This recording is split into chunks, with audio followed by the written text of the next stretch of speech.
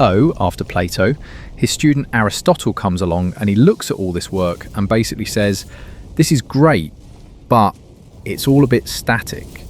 It doesn't really explain change or, more importantly, growth.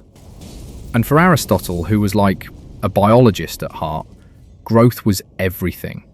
He gives us these two ideas we still use constantly: potential and actuality. Think about it like a block of wood. That wood has the potential to be like, I don't know, a chair or a table or a boat, fucking whatever. But on its own, it's just wood. It only becomes an actual chair when a carpenter imposes a form onto it. That's literally in formation, putting a form into something to actualize its potential. Now, where it gets really interesting is with living things. A living thing is like a chair that builds itself.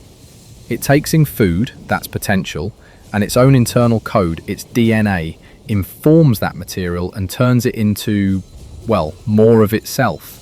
It's a process of self-creation. For a long time, science got obsessed with a really simple model of change. A causes B, which causes C.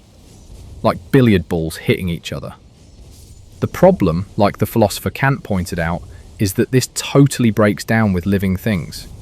Look at like a tree. The tree makes the leaves, but the leaves gather the sunlight that makes the tree. The tree makes the tree. It's a loop. And for Kant, this looked like a circular argument, which meant you couldn't have a science of biology. Seriously. The way out of this puzzle is to realize there are two different things happening. There are causes, the push, the event, and then there are constraints. Constraints are the background conditions that shape what's possible. Think of the banks of a river. They don't push the water, they just guide its flow. They make certain parts possible and others impossible. This brings us to this idea of a virtual engine. Life is a feedback loop, and that loop is regulated by constraints. In evolution, you have enabling constraints like genetic variation, which opens up possibilities. And you have selective constraints like a scarcity of food, which reduces possibilities. This system of opening and closing options drives development. It's an engine, but it's a virtual one. It's made of possibility, not metal. And this is where it gets personal. Your character is the virtual engine that you build for yourself. This is not your personality, that's the stuff you're sort of stuck with. No, your character is like what you actively cultivate. You are a self-organizing system, and your character is the set of constraints you build to direct that process. So when we say someone needs to live up to their potential, this is what we're actually talking about, right? It's a technical question.